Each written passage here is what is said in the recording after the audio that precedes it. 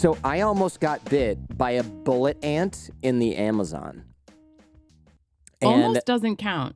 no, but it counts enough for the story. That's my point. I almost had a really good story for this episode, but I'm also really glad that I don't have a really good story for this episode because it was the last day of a 2-week-long Amazon hiking trip, and it came out of my backpack where I had my wallet, and we were paying the bill for the hotel at the end, and I was like, I brought cash, and I pulled my wallet out, and there was a bullet ant on my wallet, and I've never thrown so much money so far away in my whole life.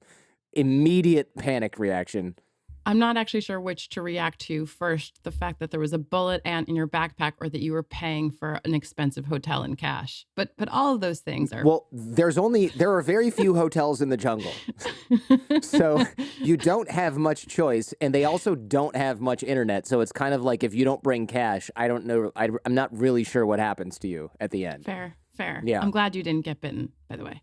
Yeah, no, that's a memory I don't really need. And also, anything that causes that much pain, and if you Google bullet ant and bullet ant pain, it sounds truly awful. Like it comes in waves of unstoppable pain. And there's like no way to get rid of it. There's no antidote for it. You just have to deal with it, which thinking about it gives me a lot of sympathy for some of the people that you've talked about in your work, because these are people that didn't go on a silly hiking trip to the Amazon and have worse or similar pain to what a bullet ant could do to you, but it's coming from inside their body and there's nothing they can do about it, seemingly, or at least that's what they think.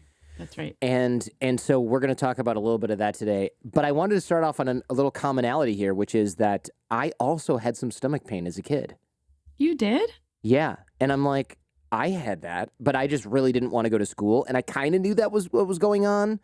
But I was like, but also my stomach hurts. But also when I think about how much I don't want to go to school, my stomach hurts more. So they're probably connected, but whatever. I just don't want to go to school. That's as far as I thought about it.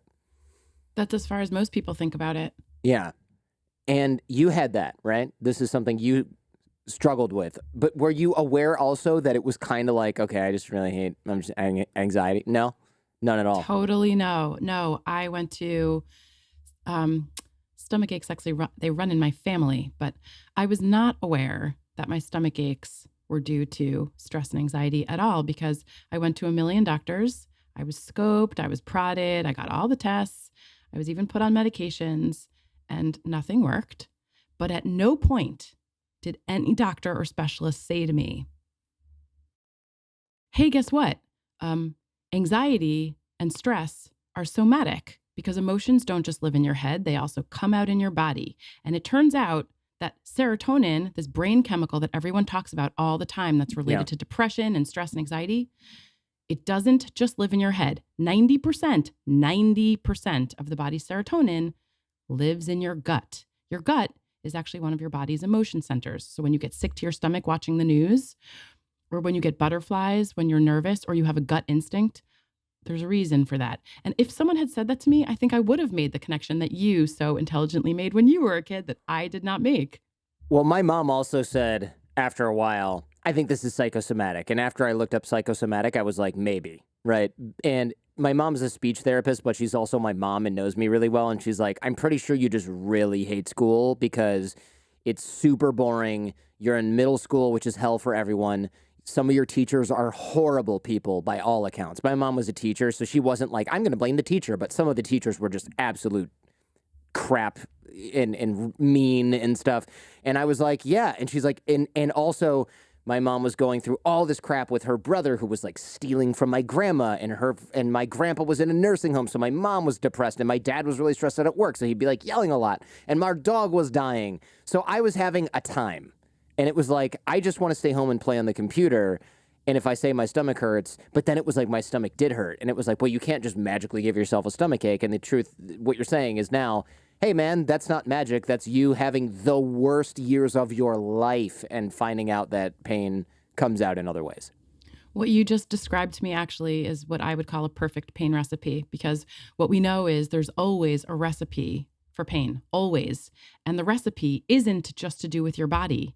It's also to do with your social environment and everything happening around you and your emotional state and the thoughts happening in your head. And it's always a million different things. But I just also want to say this word you use, psychosomatic, Yeah, has become, first of all, a really bad word in medicine, because when you I say know. something psychosomatic, what you're saying to someone is, You're I don't think crazy. this It's in your thing is head. real. It's just in Yeah. your head. That's right. Or, you're just anxious, or it's just depression. It's not really pain. And what I'm hoping to do is sort of flip that script and instead say, literally the word somatic means of the body. That's what it means in Greek and Latin. Soma Mm. means body. And when you say that emotions are somatic, yes, of course they are. Of course emotions. What are emotions? Emotions are a biological cascade of things. Emotions are neurotransmitters and hormonal changes and changes in muscle tension and blood flow and immune functioning. You know, an emotion, by definition, of course, is physiological. And if it's physiological, it is, of course, somatic. So I'm trying to reframe this language that we use. Like, when a kid has stomach aches, those stomach aches are real. Like, their enteric nervous system, this bundle of neurons connecting brain to gut, gets disrupted. Serotonin is part of that system. So it is physiological. Stress and anxiety, we all know, are physiological, and it's different for everyone. So I'll just say, for me, stress and anxiety, I now know, because I'm down this rabbit hole so far. I know what stress and anxiety does to my body. Like, I know my heart rate starts going really fast. I notice that my shoulders and my back are really tight. Sometimes my mouth gets dry. I'll get like jaw tension, or I'll clench my jaw sometimes at night. I know my sleep sometimes gets messed up. I will get stomach aches, but so I know, but I look now, I'm like, okay, what is my body doing because of my emotional state? And in Western medicine, for reasons I do not understand, we separate it out so far. It's like, either you have physical pain and you see a physician, Hmm. or you have emotional pain and you see a psychologist or a therapist. But guess what? That is not how the brain works. The brain in humans is connected to the body 100% of the time.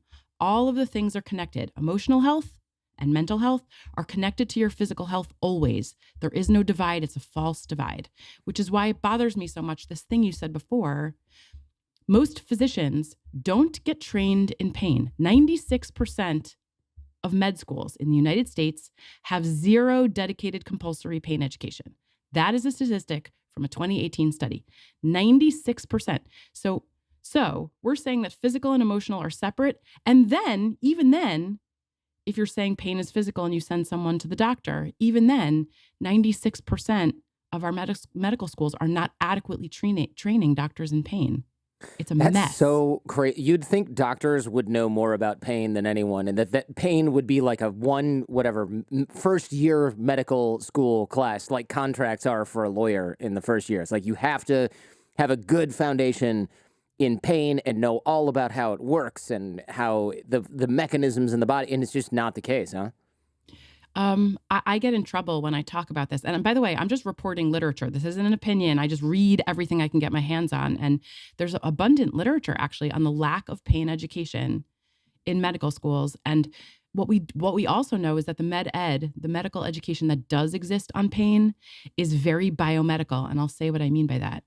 What people are trained in, if doctors are trained in pain, or it's not just physicians, by the way, it's also nurses, or PTs or OTs, or any kind of therapists.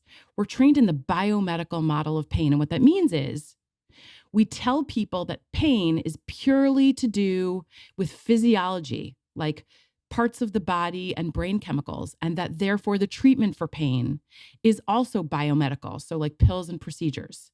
So people with back pain probably know this. You've probably been sent for a million different procedures and maybe a spinal cord stimulator and probably some medications, but a lot of people with chronic pain will tell you that it isn't sufficient and it isn't working. And we know that that's true because chronic pain is on the rise. There's 100 million Americans living with chronic pain, and that number exploded during the pandemic, and it continues to go up.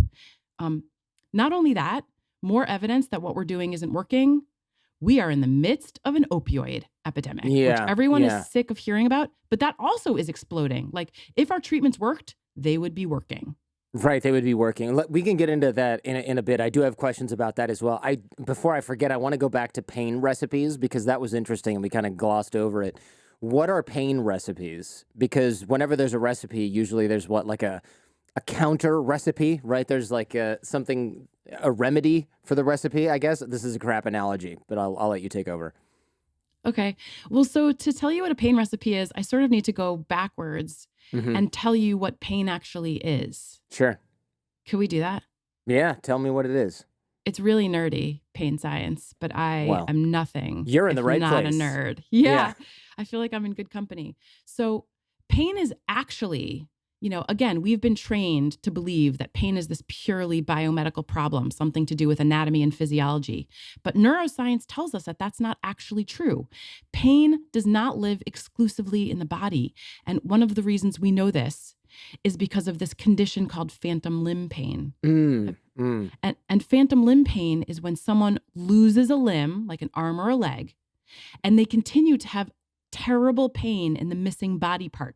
Now, if you can have terrible leg pain in a leg that you don't have anymore, that tells us that pain must be constructed somewhere else. And that somewhere else is the brain. That's right. That's right. And here's the funny thing about the brain. And by the way, neuroscience is my jam. It just helps me make sense of everything and especially pain. And this is a thing that doesn't get talked about ever. This totally makes sense, right? Because we've heard of people that are blind that can see things in their brain because the brain constructs reality based on input from the eye, well, from the senses, but also from the eyes. So if you don't have eyes, it's impossible to see. Well, not really. You just can't see using your eyes because you don't have any.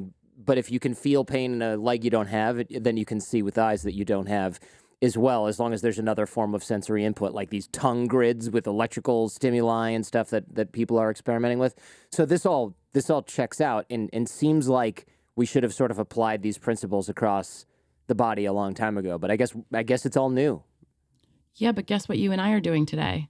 We're revolutionizing pain. We're telling everybody how it actually works because guess what? None of us are going to escape without having pain. Pain is part of being human. All of us at some point, if we haven't already, are going to experience pain. Seems about time we understood it, knew how it worked, and knew what to do about it. So that's why this whole conversation is even happening. So the thing about the brain is that there's no one single pain center in the brain. That's not how it works. There's multiple parts of your central nervous system that process pain, including your spinal cord and all these other parts of your brain. So I want to tell you about 3 in particular. One is your prefrontal cortex. Processes pain. And that's the part of your brain responsible for attentional processes or what you're focusing on. There's a reason I'm telling you that.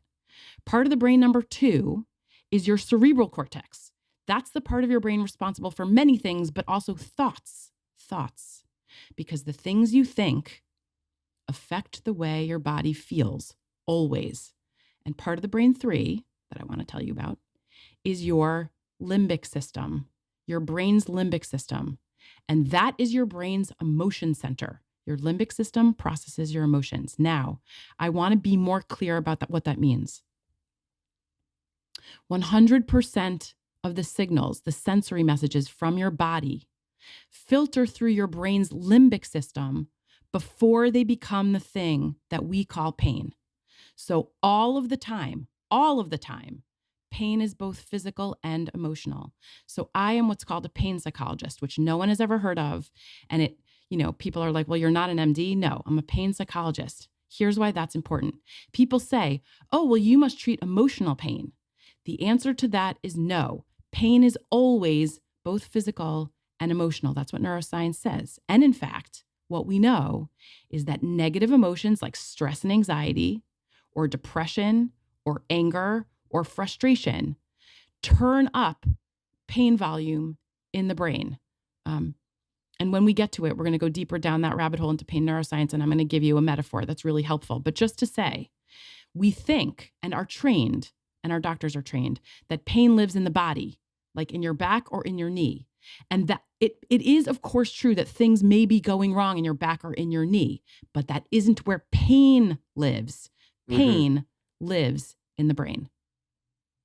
And so the pain recipe then is this cocktail of stress and anxiety, also your knee pain, also the fact that your family support sucks because your parents are breathing down your neck about how you should just try not having pain and being depressed and get your act together and go to school like your brother or whatever, right? And that's what it sounds like that's what happened to this kid who was in bed for 4 years. Can you, as a parent, that was so horrifying to hear that story, and you saved that kid's life. Can you tell me about this? Yeah. So thank you for circling back around to pain recipes. So can I get more clear on what that is since I Yeah, went sure. down a tangent of pain Yes, neuroscience? that's all right. That's why Great. I'm here. Yeah. So there's always a recipe of things that can amplify pain volume. And again, we have established that pain lives in the brain. We have established that pain is not biomedical, but we haven't said what pain is. Pain is biopsychosocial. Biopsychosocial. And all that means is, of course, there are bio components to pain, like genetics and tissue damage and system dysfunction and sleep and exercise and diet. Of course, all of those things are part of what we're calling a pain recipe that will lead to high pain. But pain also has cognitive components and emotional components and behavioral components, and they live in this psychological, which has so much stigma around it, but this psychological component of pain. So we've got bio, we've got psych, which are thoughts and emotions and trauma. Past trauma lives with pain, and Mm, behaviors, the things we choose to do. And I promise I'm getting to your pain recipe. And then we've got the social or the sociological domain of pain, which is quite literally everything else. So it's socioeconomic status and race and ethnicity and access to care, and it's social environment, it's parents and friends, and whether you're lonely and isolated, mhm. it's a million things. So a pain recipe is the sum total of all of those different domains of pain, the factors in the bio bubble that can amplify pain, like tissue damage and system dysfunction, and lack of sleep and lack of moving your body and poor nutrition. It's all the things in the psych domain of pain, like thinking scary, catastrophic thoughts. And when you're a kid in 8th grade, there's a lot of horrible things going on in your life. Those happen in your head also. It's your emotional functioning. Again, negative emotions amplify pain. If you're stressed or anxious or depressed, pain volume is going to be amplified. And if behaviorally, if you're staying at home and inside, which is a lot of people with chronic pain do, they don't move their bodies, they don't leave their house, pain will also be amplified. And then we have all the stuff in the social or the sociological bubble. So a pain recipe for me, when someone comes to my office, I'm always looking at those 3 big domains, and I want to pick out the things in each of those domains that are contributing to a pain recipe. So for you, I should have written it all down, but death of a dog, angry parent, a lot of family conflict at home, Mhm. having some social stuff going on at school, maybe some academic stress, or some social anxiety. All of that stuff will contribute to pain volume being amplified in the brain. And so can we do like the inverse of the pain recipe? I mean, that's harder to do, of course, but is the cure for that then, instead of just going on pain meds for your knee pain, is that maybe I start exercising, even if it's just a walk around the block, and maybe my family gets a freaking therapist, for God's sake, and maybe my we end up with another type of pet that is, my dog hadn't died, but let's say that he did. Like, maybe we get another pet that I can take care of, that I care about, that keeps me company when I'm home alone all day.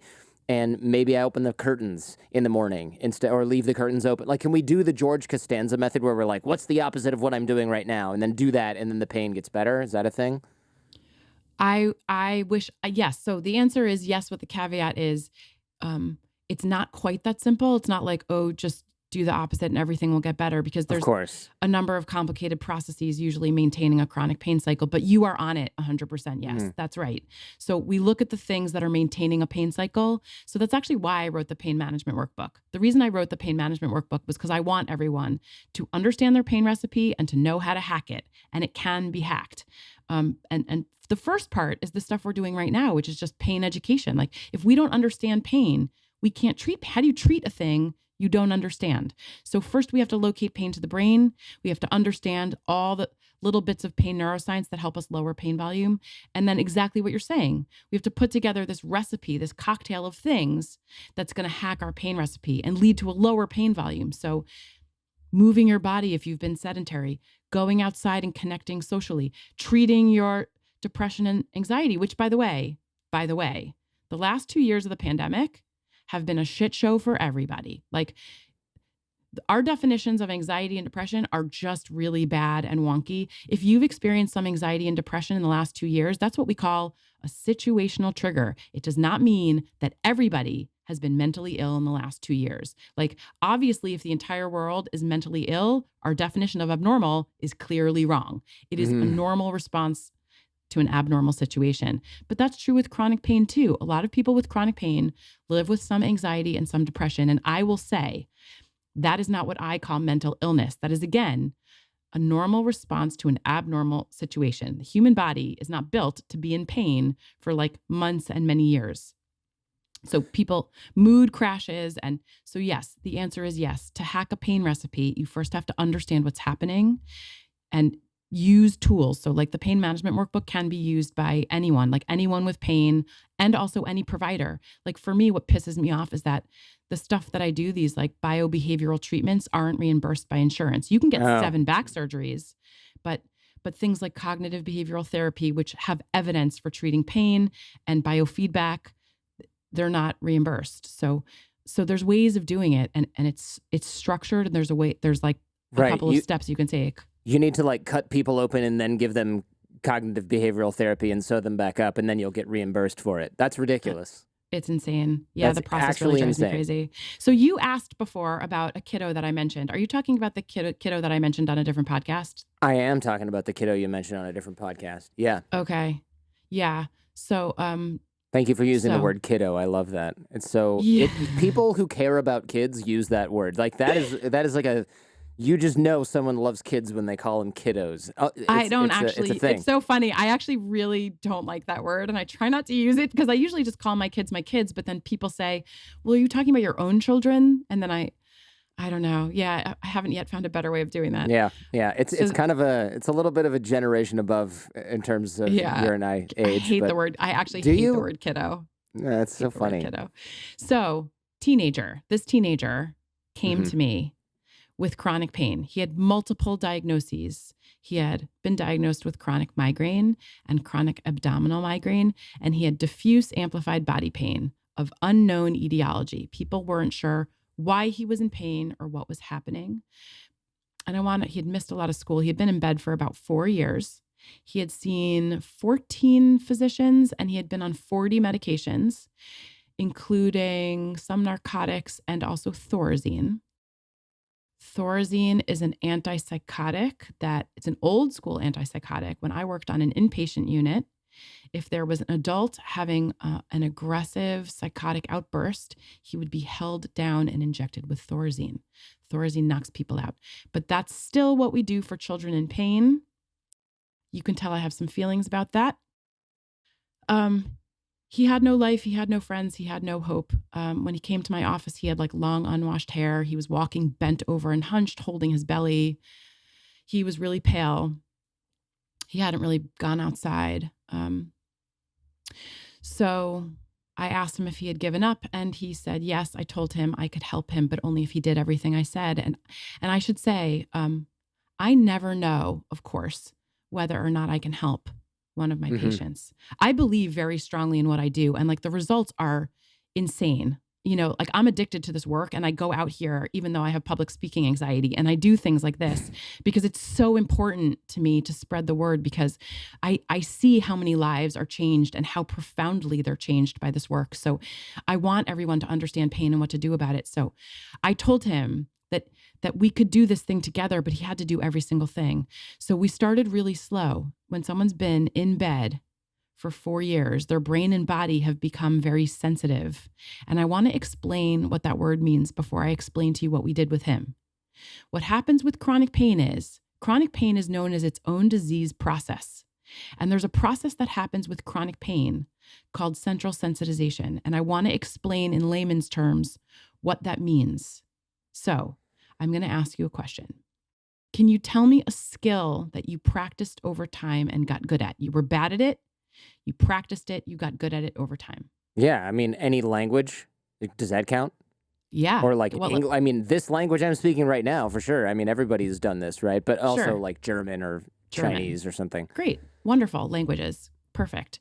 So you've noticed that the more you practiced speaking German or writing German or reading German, the easier it got, the better you got at it, right? Sure. Mm-hmm. And for me, it was piano. So when I was a kid, I had to play piano and I practiced all the time. And it turned out that over time, what would happen is I could sit down at the piano after 10 years of playing and my fingers just magically knew what to do. I didn't even have to look at the sheet music. And I could hear in my head the notes before I played them. Is that magic? That's cool. No, not magic. It's your brain. So the more you practice a thing, the pathways in your brain are like the muscles in your body. The more you use them, the bigger and stronger they get. So the more you practiced German, the bigger and stronger the German pathway in your brain gets. The more I practiced piano, the bigger and stronger the piano pathway in my brain got. And I can still sit down even now and access that pathway and my fingers know what to do. It's very weird. Now, guess what happens when you inadvertently, accidentally practice pain over and over for months and years? The pain pathway in your brain gets very big and strong. And when that happens, we say that your brain has become sensitive to pain. That's horrible.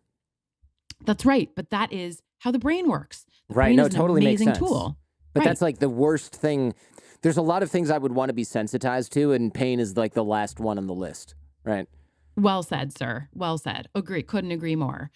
And so what happens when our brains become sensitive to pain? It took me a while to figure out how to explain what that means.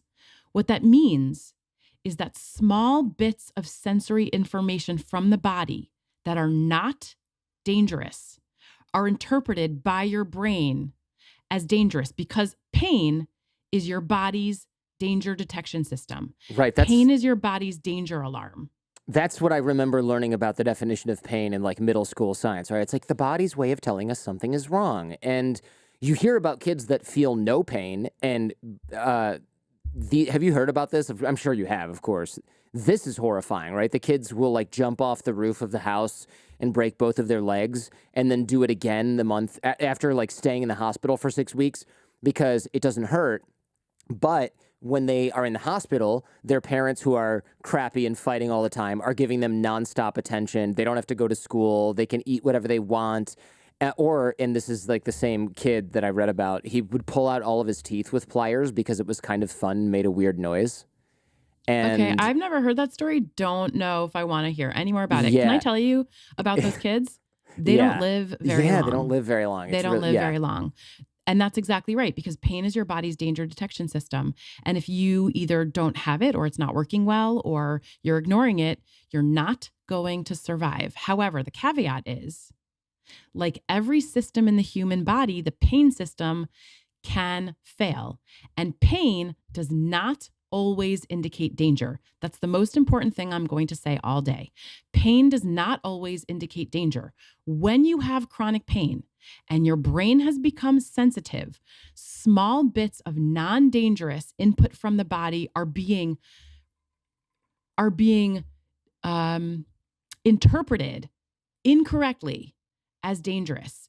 And so your brain is telling you to stop doing all the things, to stay inside, to not move, to not exercise, to not go out, to not see friends, because it believes that your body is in danger erroneously, incorrectly. So when we have chronic pain, our brains have become like that car alarm. You've seen that car alarm. Like you're looking out your window and that car, the lights are flashing and the horn is beeping and you're like, bruh, no one's breaking in. You're safe. The glass isn't even broken, but the car is alarming. It's like, help me, help me.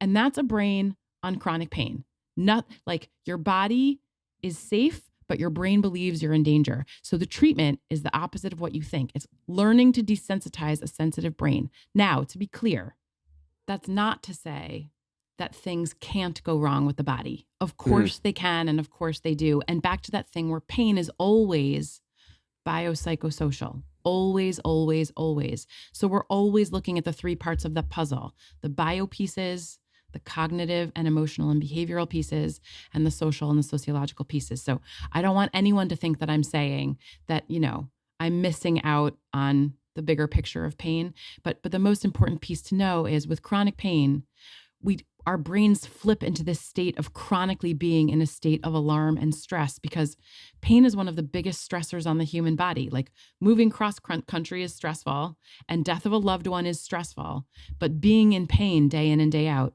is a huge stressor.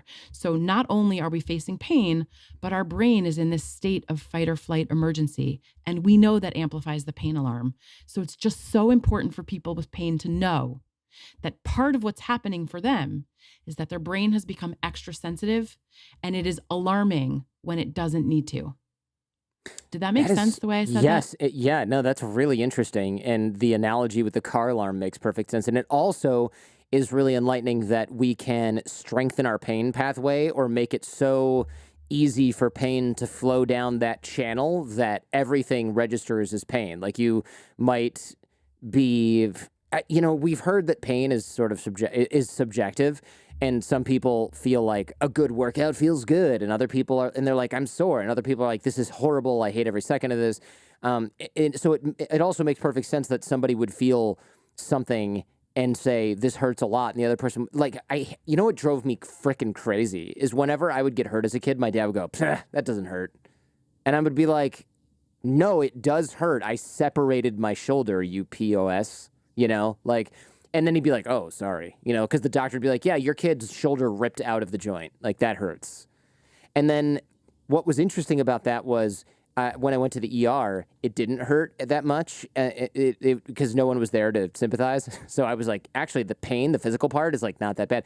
And the ER doctor was like, yeah, do you want an injection of something for that? Because that looks really bad. And I was like, I'm fine. And he's like, no, don't be a tough guy. That's a bad injury. And I was like, I really don't feel like this hurts that much.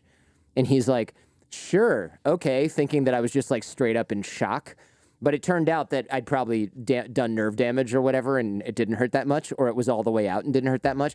But it was so interesting that me scraping my knee and crying to my dad and having him blow me off, definitely, I remember that hurt way more than separating my shoulder later on in my life, which is an actual injury. I mean, that's so profound for so many reasons, honestly. What you just highlighted very well is that context matters to the brain. Like the brain is always taking in all available information when it decides whether or not to make pain and how much. All available information matters, including context, including the reactions of people around you.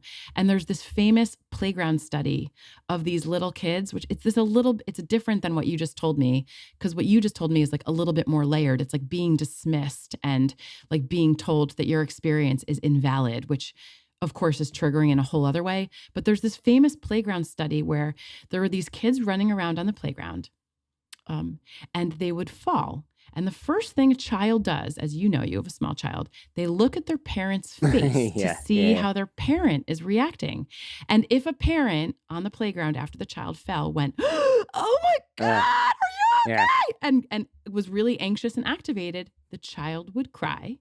If the parent was calmly like, oh, sweetie, let me kiss that boo-boo, but you're okay, and distracted and was like loving and nurturing, but also very calm and distracting, the kid would not cry, because context matters very much in the brain's interpretation of the sensory messages from the body. Yeah. So that story is great. I also want to get back to the kiddo that I started talking about. Yeah, please. The teenager. Yeah. Not stop kiddo, using the word kiddo. Come on. Sorry.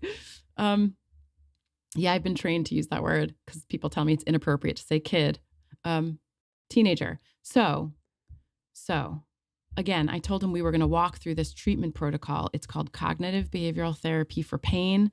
People have heard of CBT for anxiety and depression. CBT for pain is different. Very few people are trained in it, which is again why I've stuck it all in a workbook, because it really pisses me off that I don't have anyone to refer to and that it isn't reimbursed by insurance. Bothers me a lot. So we walked through this whole protocol. And so week 1, I always sent him home after our sessions with some homework. And week 1, his homework was to go outside and stand on his porch in the sun. And week 2, yeah. And week 2, it was to walk to the corner mailbox. And by the way, the goal, again, how do you desensitize a sensitive brain? We've established that with chronic pain, the brain has become very sensitive. How do we desensitize a sensitive brain? The analogy that I make, which explains why this treatment was happening for him, is like if you've ever been in a really dark room, you know that if someone pulls open the blinds all of a sudden, you're like, I'm blind, and it feels terrible. But if Yeah. someone opens the blinds just a tiny little crack, a couple of seconds later, your eyes and your brain desensitize and you're fine. And if they open up just a little bit more, let a little more light in and wait for like 30 seconds, your brain and your eyes desensitize and you're fine. And all of a sudden, you're in a light-filled room and your brain and your eyes are okay and you can tolerate it. And the treatment for chronic pain is the same. How do we lead someone out of a very, very dark room? You have to desensitize their brain little bits at a time. So with this teenager, we first just had him standing on his front porch because he had been in bed again for 4 years. Then we had him walking around the block. And his goal, by the way, was to get back to soccer. He told me that he wanted to play. And I was like, we're going to get you back to soccer. You are going to play soccer again. Then he walked his dog to the dog park and talked to a couple of strangers, which was terrifying for him, as you might imagine. That's hard for people that don't have chronic pain. So props to him for doing that. Totally. That's not easy. He also had social anxiety, and he was also depressed and suicidal, as a lot of people with pain.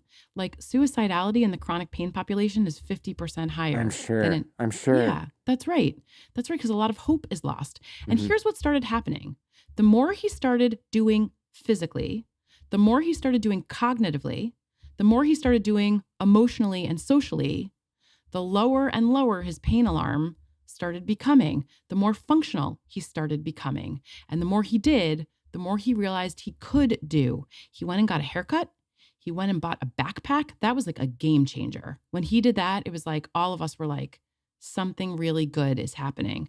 Like, by the way, he was still having pain flares, but they were not laying him out, and he was not taking Thorazine anymore. So he wasn't like drugged for 4 days without being able to function. So there were a lot of other things happening too. He was gradually not only moving his body, but he got a tutor. He was catching up in school. He was catching up with his friends. He started seeing them in real life. This was years before the pandemic.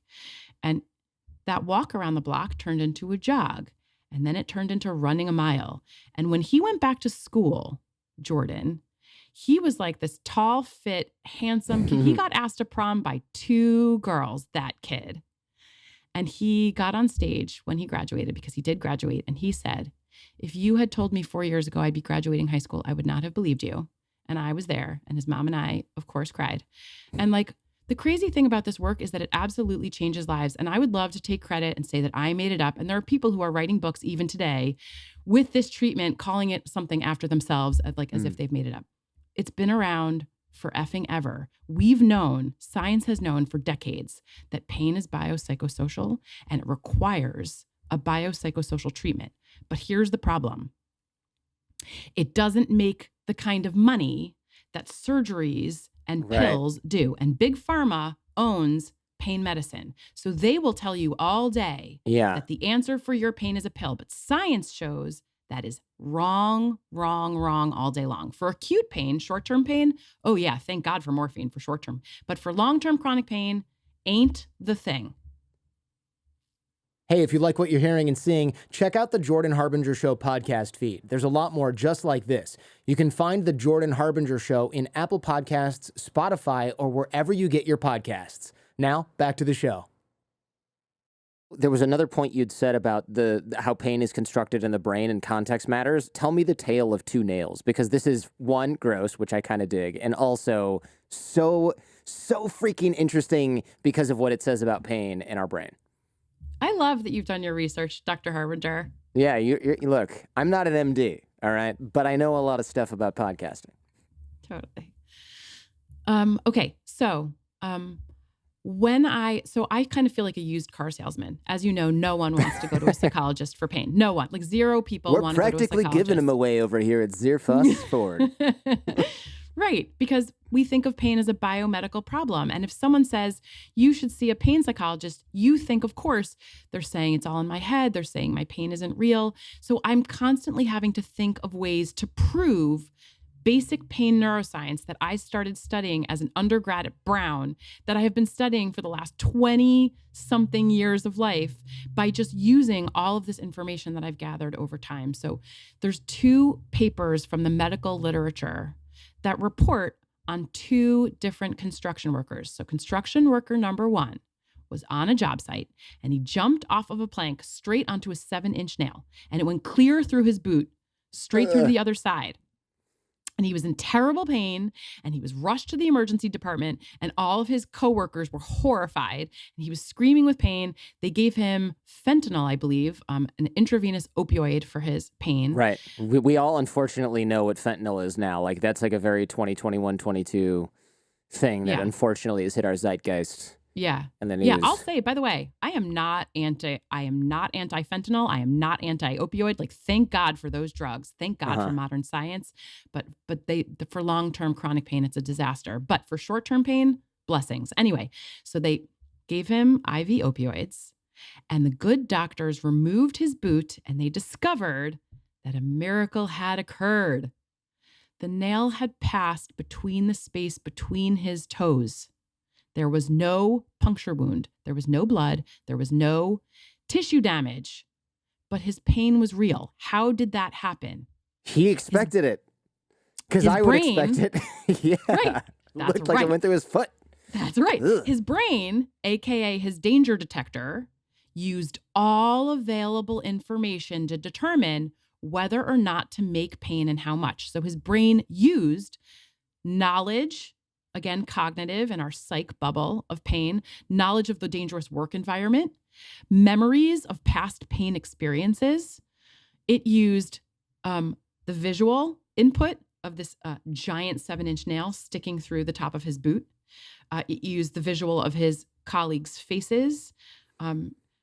Right. It used all available information to determine whether or not to make pain. And because his brain decided that his body was in danger, it made pain to protect him. And guess what? That pain did exactly the right job. It got him to the emergency room. Yeah. And if that nail had gone through his skin, the emergency room is exactly where he needed to be. So pain did its job. But again, reminder, the pain system, like every system in the human body, can fail.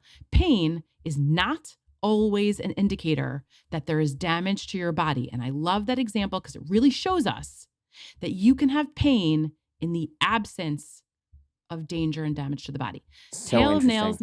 Should I do number 2? You have to, because I will give a little appetizer to number 2. When I was a kid, somebody blew up a mailbox with a pipe bomb in my neighborhood because white trash, and we had nails all over through wood pieces in the yard. And I went out with my friend Tim, who I'm still friends with. Shout out to Tim Gideon. And we were playing, and I was like, I have a rock in my shoe. And then I looked down, and I had a rusty nail that went all the way through the sole of my shoe, through my foot, and came up a little bit to where you could see a bump in my foot. And I obviously had to go to the hospital and get a tetanus shot. But the thing is, it didn't hurt that bad because I really didn't notice it. But I will tell you, once I noticed it, it hurt a lot. And once my mom was like, oh, honey, oh, my gosh, it hurt way more than that. And you got it. So looking back after, having this conversation with you, looking back at all these examples as a kid, I'm like, I almost didn't have that much pain unless somebody was watching. And also I saw how gross the wound was. It's like, if you just ignore those things, your level of pain, my level of pain, would have been so much more manageable and easy to deal with. And probably I would be dead from tetanus because I'd be like, it's nothing, right? It's a little tiny hole in my foot. I'm just going to pull this out and keep riding bikes. You remember how we talked about the parts of the brain that process pain include your prefrontal cortex, the Yes. part of your brain responsible for attention?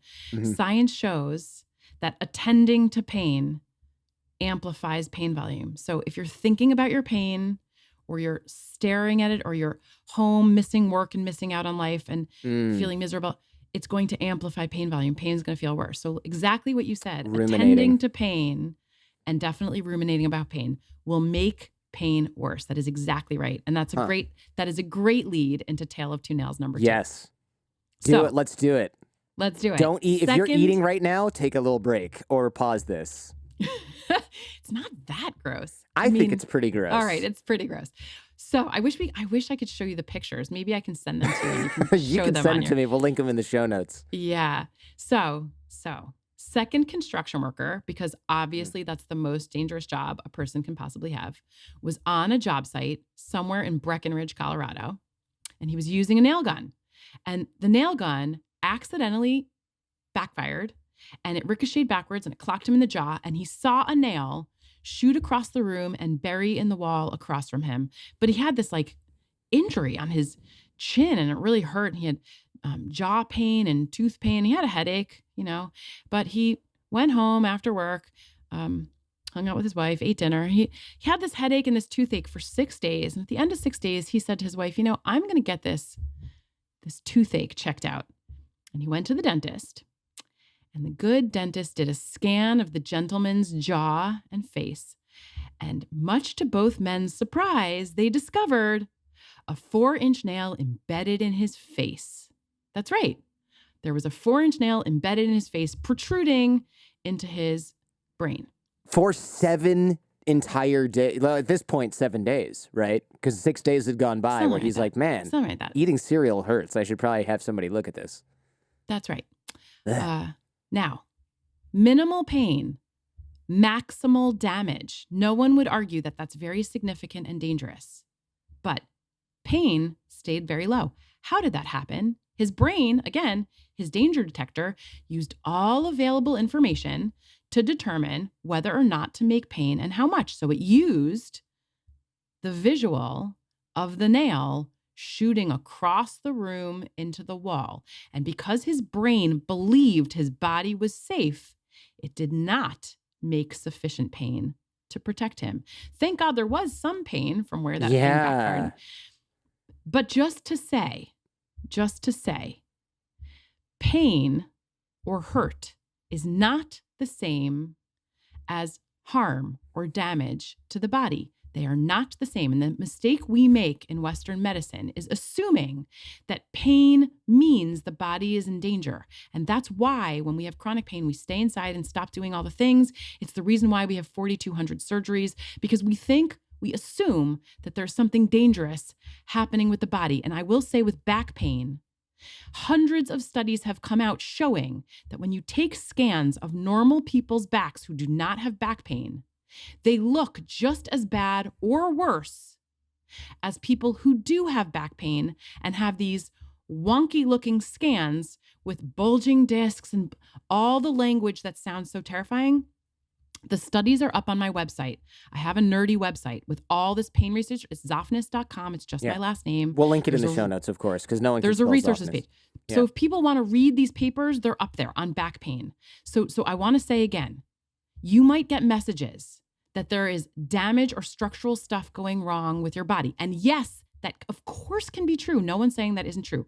But long-term back pain is not necessarily, chronic back pain is not necessarily a sign that your back is in danger of harm. It does not necessarily mean that you need surgery. There is something in medicine called failed back surgery syndrome. Well, Jordan, what does that tell us? It tells us that failed back surgery syndrome? You got it, sir. Wow, how interesting. It tells us that back surgeries often fail for pain. I think the statistic is like surgery for back pain is only successful 20% of the time or something like that. It's because we're not treating pain as a biopsychosocial problem. We're not looking at the whole pain recipe. We're only looking at the biodomain of pain. And by the way, if we're only looking at the biodomain of pain, we are missing 2/3 of the pain problem. Yes, exactly. I was going to say, you're treating 1/3 of the problem. Of course, you're going to have 2/3 of the pain at least still left over. You got it. So if we really want to treat back pain, we have to do the things that nobody wants to do. We have to talk about your past trauma. That is actually, trauma lives with chronic pain up to 80% of the time. That is not a coincidence because trauma also sensitizes the brain.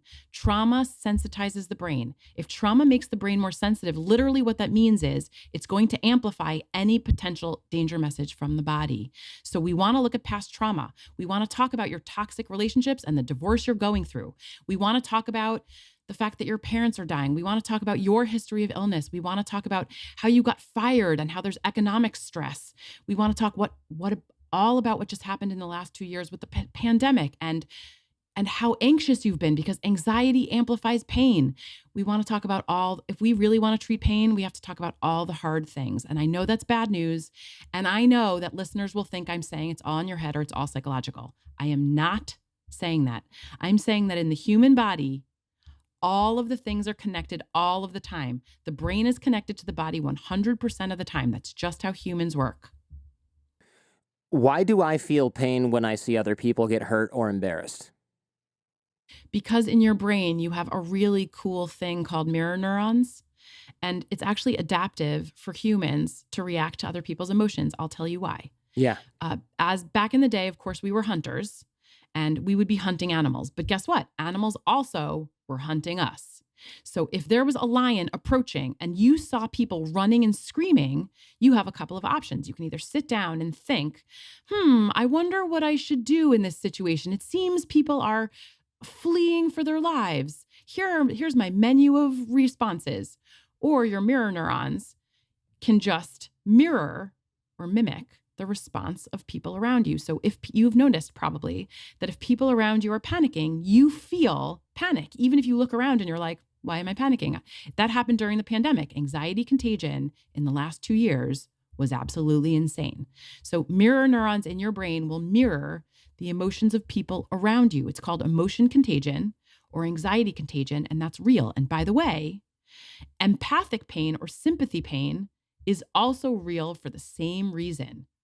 You will feel, sometimes physically, the pain of people that you love. And by the way, I am in the wrong profession because I I know feel you're so sympathy. sensitive. Yeah. I am sensitive and I feel a lot of my patients' pain. Like I sometimes work with kids who are amputees and then I can't function for a few days because I just absorb that and I have to become better at that. But it's not a bad thing. It also makes me better at No, what I I do. was going to say, it makes you awesome at your job. Imagine if you were just like, oh, your phantom limb hurts. Come on, you crazy little munchkin. That's not real. Munchkin is Yeah, worse than kiddo. I'll it just is. I was trying to avoid saying kiddo and I just made it worse.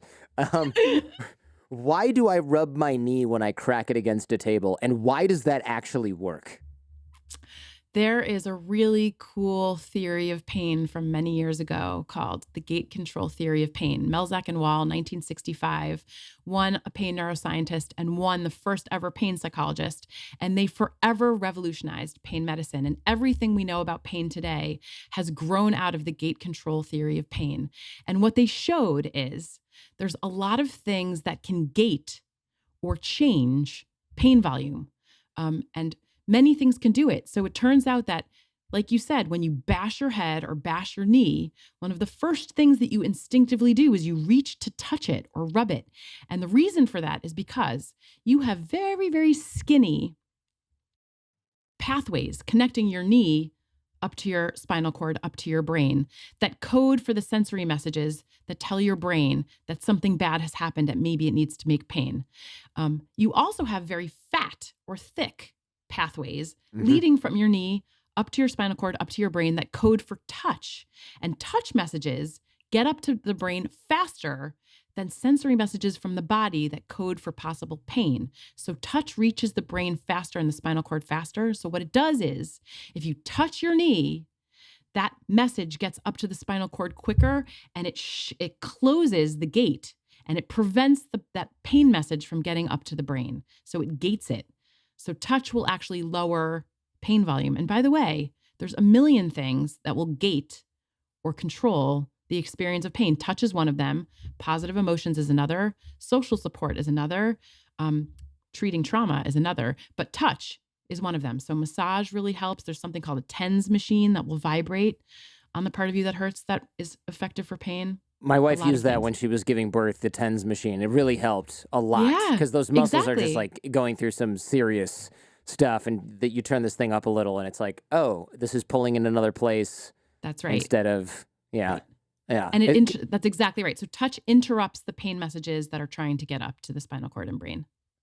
So I promised earlier to tell you a little bit more about the pain neuroscience and how pain actually works.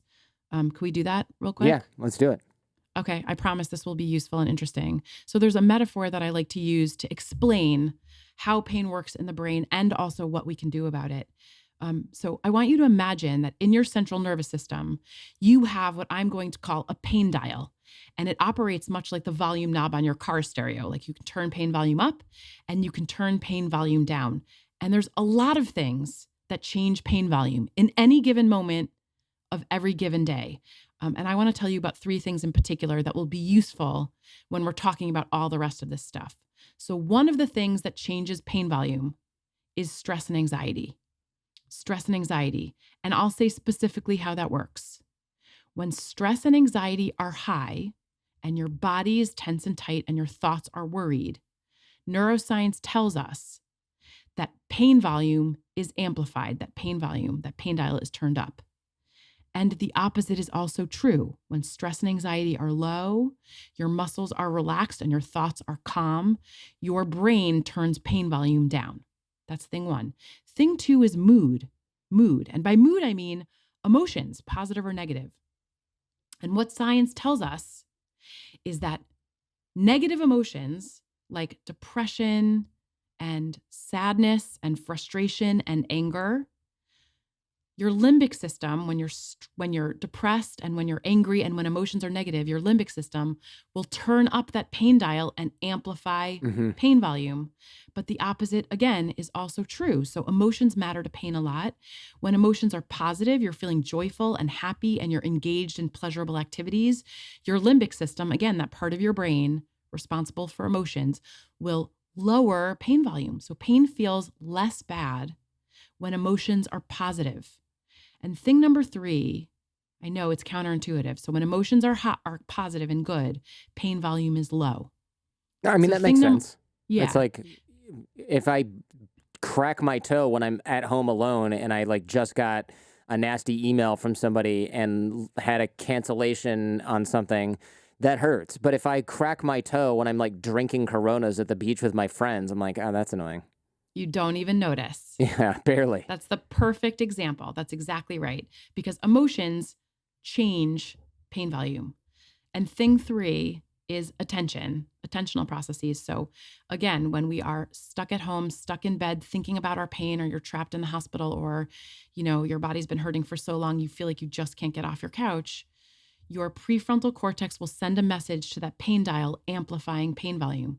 Pain feels worse when we think about it, when we focus on it, when we ruminate about it, which is why part of our treatment is distraction strategies. So the opposite is also true. Neuroscience tells us that when we distract from pain, sometimes I ask my patients, hey, tell me about a time you were so absorbed in some activity you briefly forgot about your pain. And everyone can give me an example. And that forgetting is not magic. It's your pain dial. So being absorbed and distracted in activity, your prefrontal cortex will lower pain volume so pain feels less bad. And by the way, it's during the last couple of years when we were giving kids vaccines, we stuck a screen in front of their faces because distractions can really help gate and control your experience of pain. Some kids don't even notice they're getting a shot in the arm when they have a screen in front of them, and others, if they're staring at it, are screaming bloody murder and they have to be held down, which is an absolute disaster and no one should ever do that. But that's why we play Baby Shark when we cut my kids' toenails. Perfect. See, Yeah. You just got Pain Psychology 101. That's it. That's the science of pain. But we don't talk about it in this way explicitly. The neuroscience of pain is not discussed. So people don't know this metaphor I just gave you. The neuroscience of pain tells us that the thoughts we think change the pain we feel. The emotions we're feeling in any given moment control pain volume, and distraction, or what we're focusing on, matters intimately. So pain, whether it's in your leg or your knee or your back or your tooth, always is biopsychosocial. All the factors always matter to your brain when it's deciding whether or not to make pain and how much.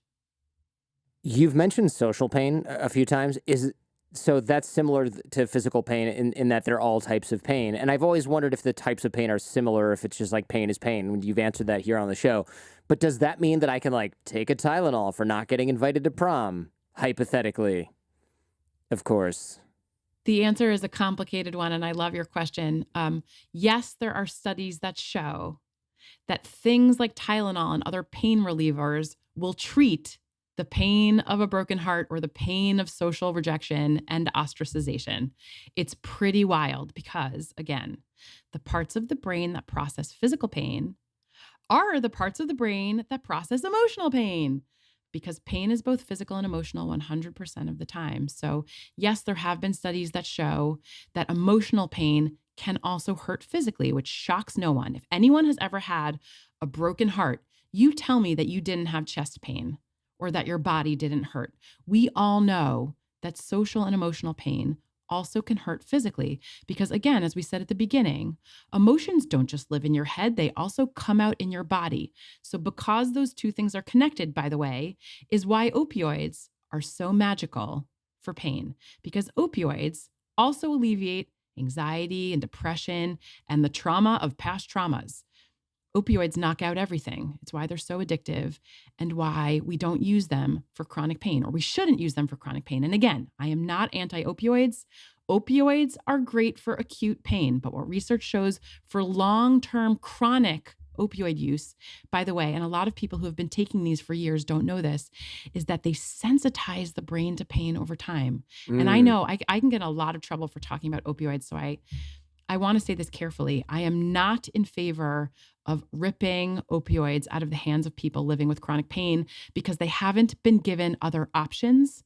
But there are ways of ethically tapering and giving people replacement tools to manage pain. But I do think it's critical for people to know that opioids are a very powerful medication because they target not only physical pain, but emotional pain too. And that over time, they make the brain more sensitive. So again, small sensory messages from the body are going to feel even more terrible to you if you've been on long-term opioids. So we are harming our pain patients. We're hurting them. Right. We've been taught that medication is the only answer. And like you said before, Big Pharma hoodwinked us by convincing us that all of it is a chemical issue that can only be solved by other chemicals, which is not the case at all. In the sense, opioids actually making our brain more sensitive to pain totally makes sense. Because, of course, when you try and get off them, you're just like, well, wait a minute. Everything sucks even more than I remember it sucking before. Of course I'm not going to quit this. Like, it was bad enough to make me go on this before, and now that I'm taking a break, it's twice as bad. Screw this. I'm going back in the hole, right? Like, I totally get that. That makes complete sense. You got it exactly right. But My God.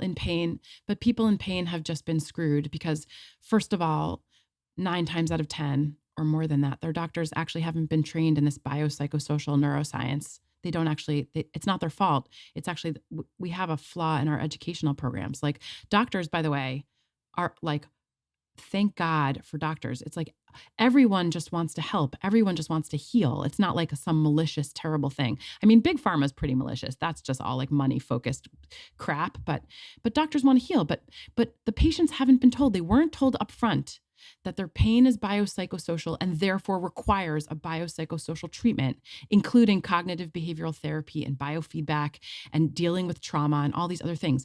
And they were told the opposite. They were told their pain is purely biomedical and therefore requires just pills and procedures. It's not their fault either. It's just, this is the cycle we're trying to break. This is the system we're trying to fix. This is why you and I are doing this thing today. Who doesn't deserve to understand how pain works? What about people who like super spicy food? You know, what's the deal with those freaks that love just crazy heat and they're inhaling this like crazy hot ramen that would give me blisters? What's going on there? Yeah, it turns out that people can desensitize to things like heat as well. So you have sensors on your tongue, of course, that correspond to sensors in your brain.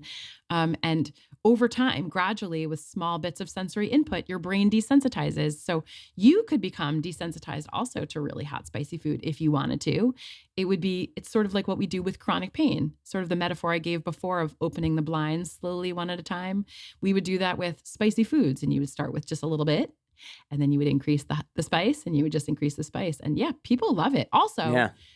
people, listen, by the way, I should say, there are people who love pain and pleasure. Yeah, I was going to say, what especially- about kinky stuff, man? Like the people who are into, asking for a friend. Yeah, of course you're asking for a friend. That is totally normal. It is not weird. It is not weird. Because again, when we talk about pain, context matters. If you're with a partner you like and trust and you want them to do a thing, it will feel good in that context. It wouldn't feel good if a stranger on the street grabbed you by the hair and slapped you across the face. But like if you Hypothetically, for example. like that in bed with a trusted partner, it's going to feel differently to your brain. Your brain is going to interpret that sensory input differently depending on context. That's a perfect example of why social context and your emotional state matters a lot. So again, it's not weird to enjoy things that can be painful in other contexts, because in certain contexts, they can be pleasurable and exciting. And again, that's just further proof to all of us that all pain is biopsychosocial all the time, and that your brain uses all available input when it decides whether or not to make pain. I know there are lots of practicals in the workbook. I checked some of it out. Definitely seems like something that if you have pain or somebody you know has pain, this is well worth the purchase. I know that a lot of people, in fact, how's this? I know a lot of people, we'll link to the book in the show notes, but if you cannot afford the book, email me and I will buy it for you and I will send it to you. Because I think a lot of people, if they who are in this situation, might also not have a lot of disposable income, or the person that needs it won't buy it because they're like, nothing works. Stop talking to me about this. I hate every second of thinking about it. And you want me to send it to them? I will send it to them. I will pay for it using the ad revenue from this Has episode. anyone ever wept on your podcast before? That was the kindest. That was overwhelmingly kind. I think I don't even know what to say. It would be, what is it, $20? It's got to be 20, something like, it's $20 well spent. Can you imagine that somebody's life is changed by $20? I mean, you can't even get a Jordan burger in California. You're my new for hero. $20. I like officially, you're my new hero. That was so rad. That was so rad. I'm going to talk about this for like years. I want to tell you, I get messages. Sometimes I post them. Like sometimes I sit around and read my social media and I get these messages that just make me, they bowl me over. Like, I've had pain for 40 years and finally my pain is changing for the first time, or like, I have hope, or, my body is changing for the first time. I cannot tell you, like, the response to this work has just bowled me over. Like, you can tell I'm passionate about it. I believe in it. I have had pain as an adult also. Like, it has changed my life too. But when I read these messages, it's just like, we are starting a revolution. There's no way around it. We are going to change pain medicine. And thank you for helping me do that and for believing in this resource. It's my pleasure. This conversation has really been super fascinating, and I really appreciate your time. Thank you so much. Thank you.